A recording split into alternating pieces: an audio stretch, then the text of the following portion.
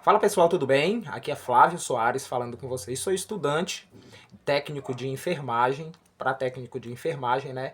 E a professora lançou um desafio para a gente trazer, abordar um tema, um assunto, uma doença específica e explicar alguns tópicos que eu vou falar para vocês aqui, que é o conceito, o diagnóstico, os sintomas e, claro, o tratamento. Nós escolhemos aqui a síndrome coronariana aguda. Eu vou falar para vocês entenderem de que se trata essa síndrome, como nós podemos conceituá-la, ou seja, dizer o que ela é de fato, como nós podemos aplicar o diagnóstico, ou seja, descobrir de fato que essa pessoa está com essa síndrome coronariana, como eu acabei de falar. Vamos ver os sintomas que a pessoa manifesta quando ela está com a síndrome coronariana aguda e, claro, nós vamos falar sobre o diagnóstico, como tratar, quais são os cuidados que uma pessoa com essa síndrome precisa ter, beleza? Vamos lá. A síndrome, pessoal, ela é uma situação de emergência caracterizada por um início de isquemia do miocárdio. O que é a isquemia do miocárdio? Eu vou trazer aqui para vocês dizendo que a isquemia é exatamente o estreitamento dos vasos sanguíneos do coração.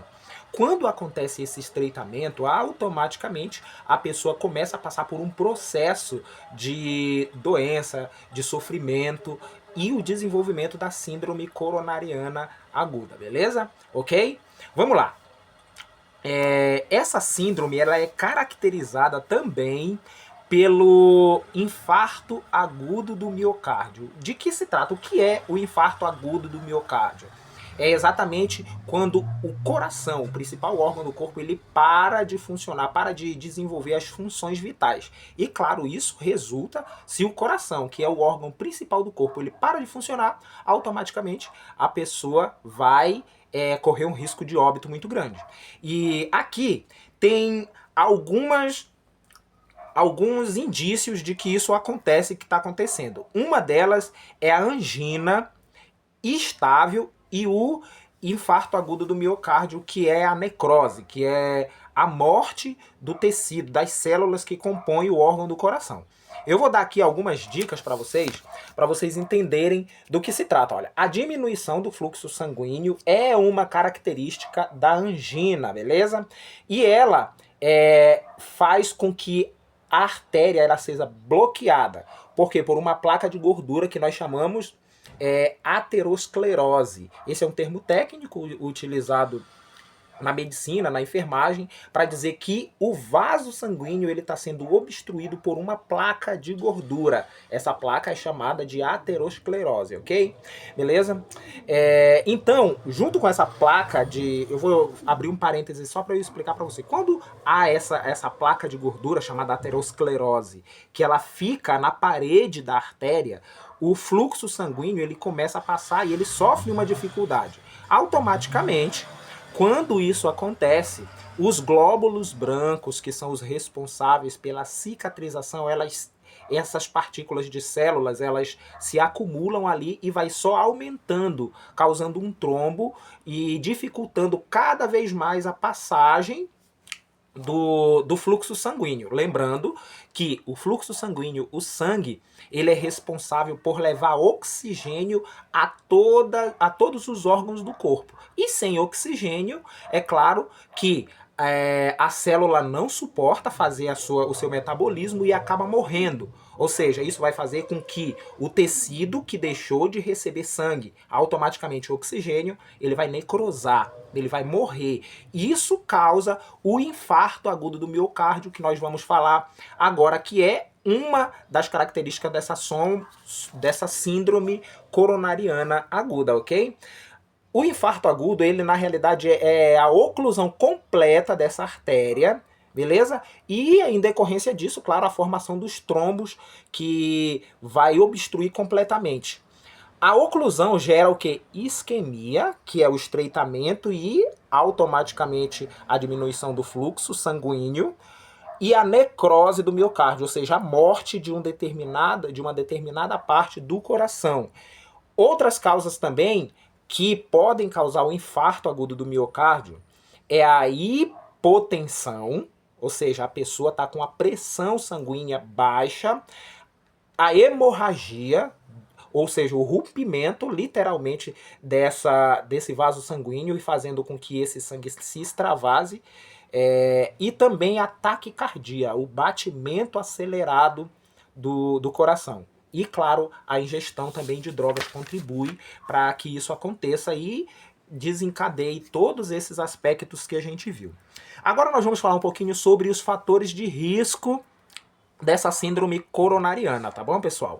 Olha aí, os homens acima de 45 anos naturalmente já têm essa predisposição, esse fator de risco. As mulheres a partir dos 55 anos. O aumento do colesterol bom ou do ruim, chamado HDL e LDL. O histórico familiar contribui para que a pessoa também tenha essa síndrome, essa disfunção, esse mau funcionamento do coração.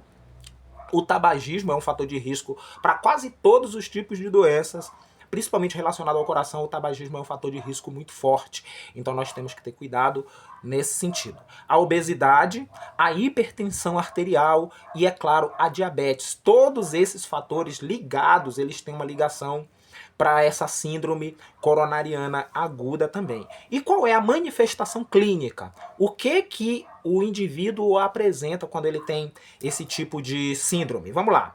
O principal sintoma da maioria dos pacientes é a dor torácica, que surge subitamente e continua apesar do estado da medicação e até do repouso do paciente. Então nós temos que ficar ligados nessa manifestação clínica que vai despertar o interesse do profissional de saúde ou mesmo de você que está em casa para saber se essa pessoa tem essa síndrome ou não. E acompanhado de uma pressão ou sufocação ou estrangulamento persistente, pode vir acompanhado de dispneia, dores, palidez, náuseas e tudo mais. Nós acabamos de ver aqui mais ou menos como é que nós fazemos o diagnóstico. Nós vimos aqui alguns sintomas já e eu acho importante nós destacarmos só 3 fatores aqui que vão ser fundamentais para o diagnóstico da síndrome coronariana. A angina, que é a dor no peito, e geralmente a pessoa ela deixa a mão em forma de garra na hora que ela está tendo a angina e ela coloca no peito. Geralmente é do lado esquerdo, né? A pessoa coloca e se inclina, porque é muita dor. O eletrocardiograma alterado, ele também pode diagnosticar a oscilação ou a forma alterada que vem esse eletrocardiograma, pode diagnosticar que a pessoa tem essa síndrome coronariana aguda, certo? E, claro, um exame clínico, ele mostra se existe algumas enzimas que caracterizam a morte celular, ou seja, a necrose do tecido coronariano, do músculo cardíaco, beleza? E o diagnóstico que nós acabamos de fazer por essas etapas, pode ser apresentado essa síndrome. Nós falamos dos sintomas, né? E agora nós vamos falar, para finalizar, exatamente o tratamento. Como é que é feito o tratamento? Geralmente fala-se que uma pessoa que já teve um infarto, que tem essa síndrome coronariana, ela provavelmente vai ter novamente se não houver os cuidados. E existem alguns medicamentos, algumas drogas que são colocadas e alguns cuidados para que essa pessoa tenha uma vida no mínimo confortável e não possa ter muita dor. Baseia-se em 2 objetivos principais, tá? O primeiro é reduzir as complicações, que tem os fatores de risco que a gente já falou, e o controle da dor e a administração de medicamentos antitrombólicos. Eu vou dizer aqui só para vocês alguns desses medicamentos que controlam a dor e que são antitrombólicos também. Olha, os nitratos, que são vasodilatadores, que aumentam o fluxo sanguíneo para o miocárdio por vasodilatação coronariana, ou seja, ele dilata, o medicamento faz com que as artérias relaxem para que o fluxo sanguíneo flua com mais facilidade, apesar dessa síndrome estar sendo instalada. A administração também de morfina é usada para o controle da dor, que permanece mesmo após o uso dos nitratos. A pessoa que tem a síndrome coronariana continua sentindo dor, ok? Terapia antitrombólica. Você já ouviu falar da AAS?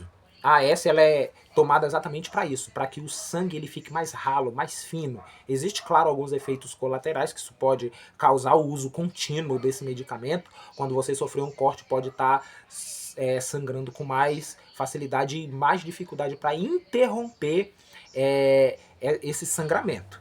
E o Cliptogrel, esse aqui, em associação com o AS, ele reduz eventos cardiovasculares maiores, ou seja, esse é o tratamento. Espero que tenha sido claro, que vocês consigam ter tirado algumas dúvidas. Deixa aí nos comentários que eu vou deixar aí abaixo do vídeo para que você possa compreender e entender de fato o que é essa síndrome coronariana e os fatores de risco, pessoal. É muito importante que cuidemos da alimentação, que pratiquemos exercício físico, que tenhamos uma vida tranquila, uma mente saudável, tentar se livrar do estresse, porque todos esses também são fatores de risco para que você possa desenvolver essa síndrome. Muito obrigado, eu sou Flávio Soares, obrigado por ter ouvido a gente até aqui.